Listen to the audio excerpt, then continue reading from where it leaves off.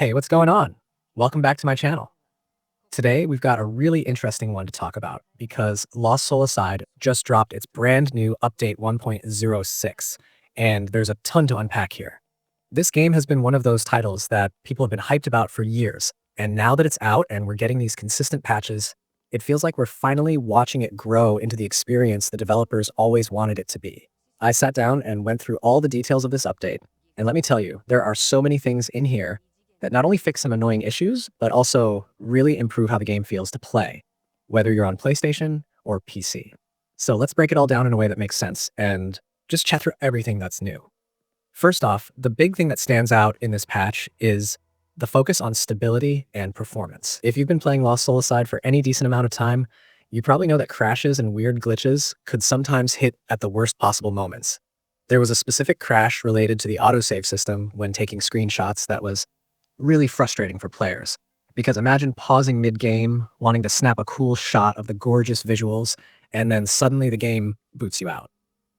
Update 1.006 fixes that rare but nasty issue, which is a small thing on paper but a massive quality of life improvement. It just makes the experience smoother and stops those immersion-breaking moments that pull you out of the story. Now let's talk about progression blockers, because this is the part that really matters if you're someone who doesn't want your playthrough interrupted by bugs.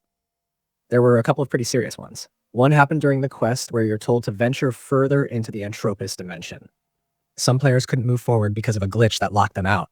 That's the kind of thing that kills momentum when you're into a mission and suddenly you're stuck with no way to continue. That's now been patched. Same goes for the prologue section at the Imperial Plaza. If you defeated an elite enemy and then reloaded, the game would just refuse to let you progress. Super frustrating, right? That's fixed now, which means new players or anyone replaying won't run into that wall anymore. It shows the dev team is listening to feedback and cleaning up those game-breaking bugs so people can just focus on enjoying the action. One of the cooler fixes is related to the post-Vesper battle cutscene audio. The voices were a bit off in clarity before, and now they've been tuned so the dialogue hits better.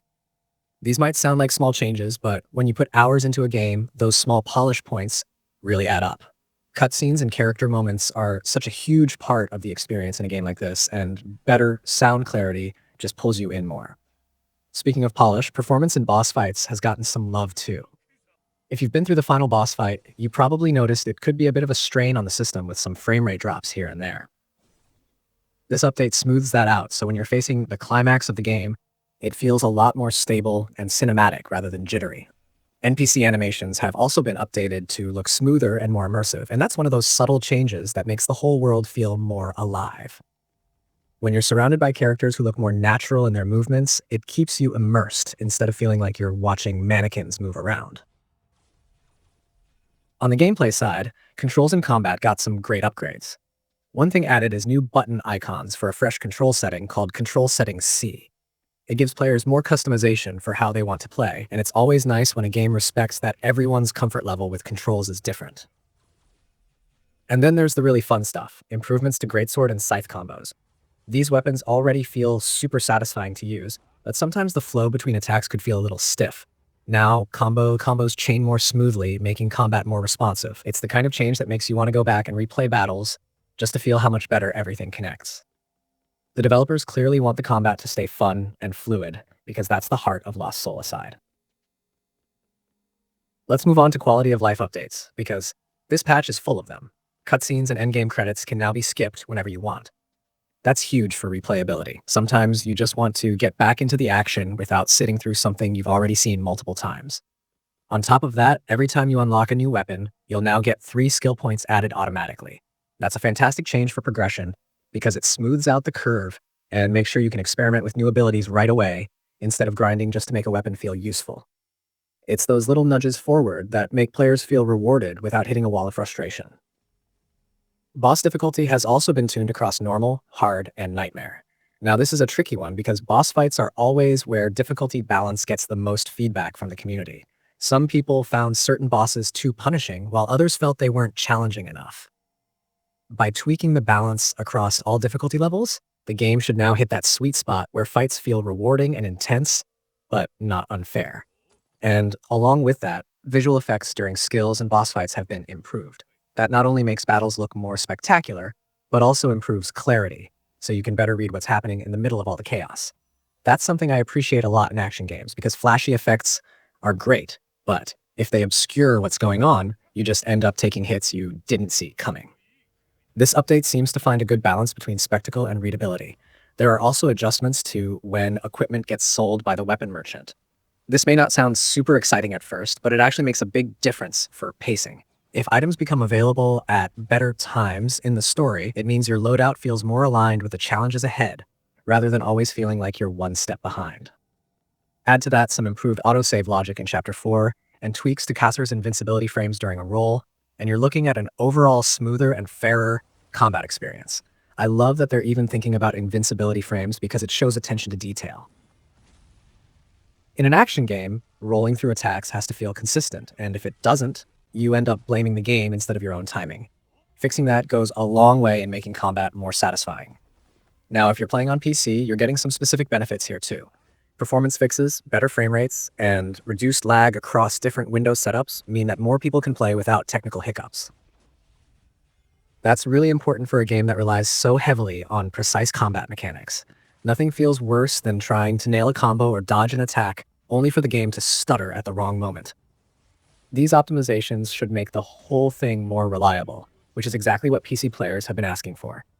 The best part about all of this is that it shows the developers are committed to building on Lost Soul Aside and making it the best it can be. Every patch since launch has brought meaningful fixes, and this one feels like a step forward not just in bug squashing, but in overall polish. It's also really encouraging to see them making changes based on player feedback, like the progression blockers and the boss difficulty tweaks. Those are things you only know to adjust if you're actually listening to the community. And let's be real, games like this live or die by their player base sticking around, so it's smart to keep that trust going strong. Another thing worth mentioning is how these changes affect the game's replayability.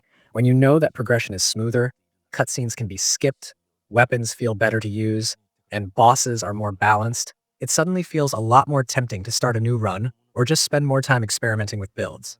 That's the kind of stuff that adds real value to a game after launch. Lost Soul Aside already has a unique identity with its flashy combat and stylish presentation, but now it's starting to show it can also keep players engaged for the long haul with updates that refine the experience. What I find really interesting is that a lot of these updates aren't just about fixing broken things, they're about improving the overall feel of the game. Things like smoother NPC animations or enhanced VFX during boss fights don't stop you from playing if they're missing, but when they're added, you realize how much they elevate the atmosphere. It's that constant layering of polish that takes a game from good to great.